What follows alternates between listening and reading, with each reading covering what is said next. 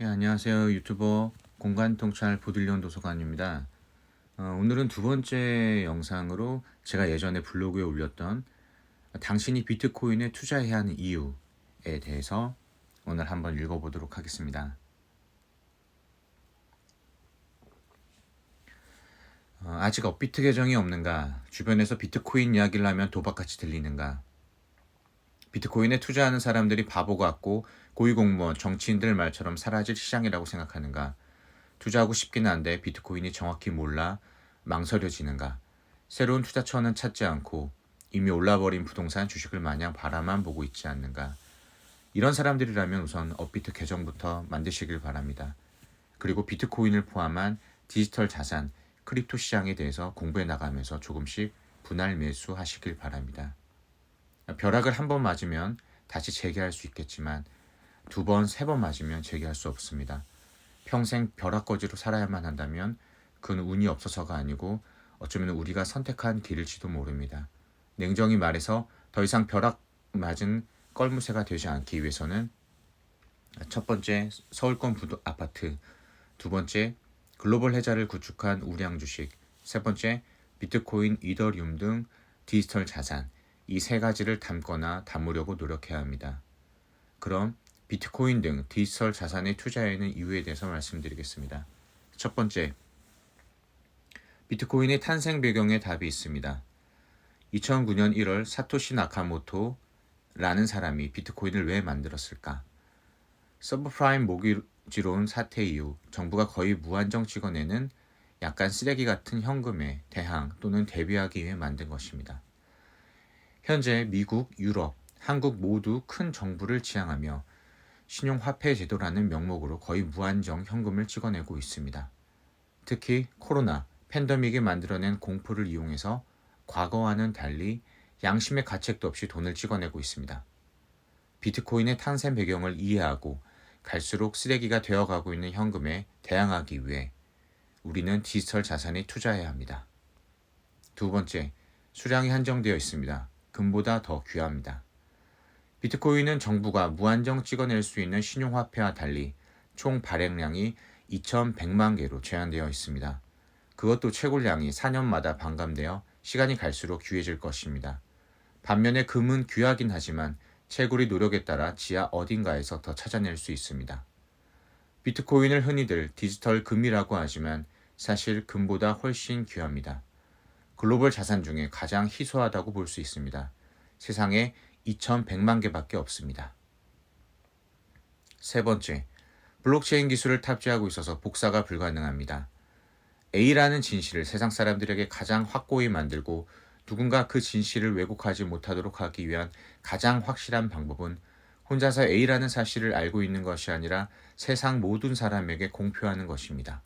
세상 모든 사람이 인정하는 진실을 왜곡하기 위해서는 세상 모든 사람을 거짓으로 설득하는 방법밖에 없습니다. 블록체인이라는 기술은 모든 진실을 지속적으로 체인으로 엮어 관련된 모든 사람들과 공유함으로써 그 진실을 아무도 해치지 못하게 합니다.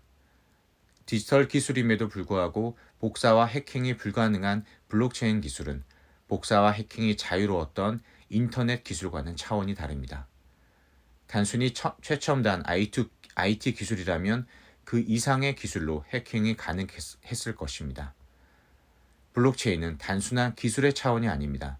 그것은 완벽한 정보의 공유를 통한 탈중앙화라는 진보한 철학의 개념입니다. 네 번째, 디지털 자산 크립토 시장은 이제 시작입니다. 비트코인 등 디지털 자산 시장이 거품이라고 생각됩니까? 역사적으로 있었던 모든 버블은 기관의 참여 없이 이루어진 적이 없었습니다. 금융기관 등에서 상품을 만들어 판매가 이루어지고 그 상품을 파생 상품으로 만들어 거품을 만들고 나야 진정한 버블이 생겼습니다. 지금 미국에서 비트코인 ETF 승인조차 나지 않았습니다. 지금 유튜브 영상을 촬영하는 시점에서 선물 ETF는 승인이 났고 현물 ETF 승인은 아직 나지 않았습니다. 지금 비트코인 가격 상승을 이끌고 있는 것은 금융기관이 아니다. 선구자적인 고래와 개미들이다. 베리 실버트, 마이클 세일러, 마이크로 스트래티지, 일론 머스크, 테슬라 등 이들은 기업가, 개인, 기업이지 완전한 금융회사는 아니다. 거품은 금융기관의 투자와 ETF 상품의 활발한 거래 이후에 나올 것이다. 디지털 자산 시장은 이제 시작이다.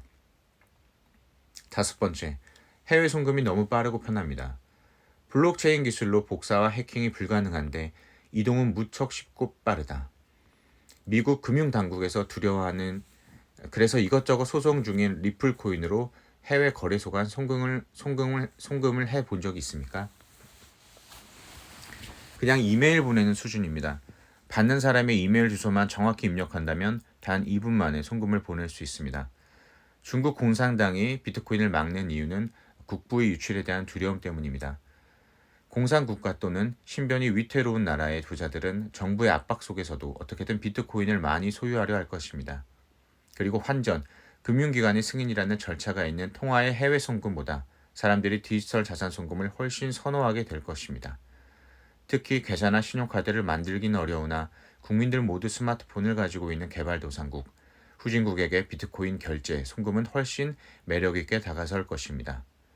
내 소중한 자산을 글로벌하게 쉽고 빠르고 안전하게 송금할 수 있는 블록체인 기술.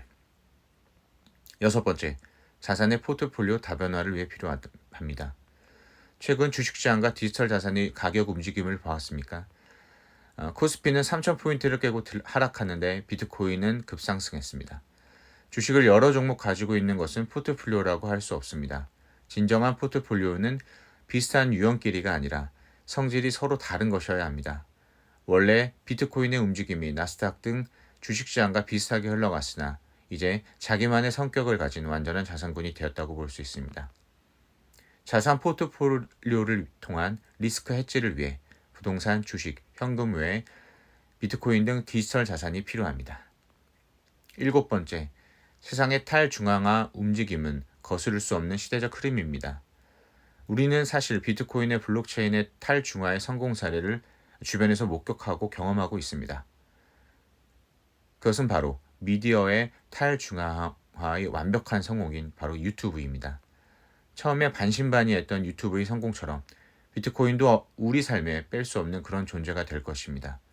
방송국이나 언론사들이 컨텐츠 미디어 생산을 중앙화하고 독점해서 대중들에게 뿌려주던 시대에서 개개인이 미디어를 생산해서 공급하는 탈중앙화와 철저한 자본주의 개념에 맞춘 보상 시스템의 유튜브가 완전히 우리 삶에 자리 잡았듯이 정부만이 원칙 없이 마구 찍어내던 중앙화된 신용화폐 시대에서 탈중앙화된 블록체인 디지털 자산 화폐 시대로 세상은 바뀔 것입니다.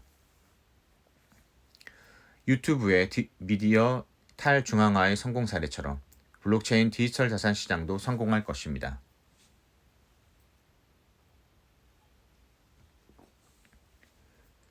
비트코인에 투자하는 것이 옳은가? 라는 질문은 이제 더 이상 의미가 없습니다. 어떤 비트코인을 언제 사는 것이 좋은가? 라는 질문을 해야 합니다. 비트코인처럼 희소성과 대중성이 있거나 이더리움처럼 확실한 기술을 더 가지고 있거나 한 디지털 자산을 서서히 분할 매수해야 합니다. 투자하는 것은 확실하지만 변동성이 큰 자산이므로 반드시 지금 같은 시기에 몰빵하지 말고 시장이 공포에 빠졌을 때 본인 자산의 일부를 조금씩 분할 매수하시는 게 좋습니다. 시장의 공포 시기는 친절하게도 업비트 두나무 디지털 자산 심리 공포 탐욕에서 알려줍니다. 디지털 자산 심리 지수, 공포 탐욕 지수. 두나무 심리 지수의 탐욕 구간에서는 일부만 또는 매수하지 마시고 공포 구간에서 많이 매수하시길 바랍니다. 이상으로 영상을 마치겠습니다. 감사합니다.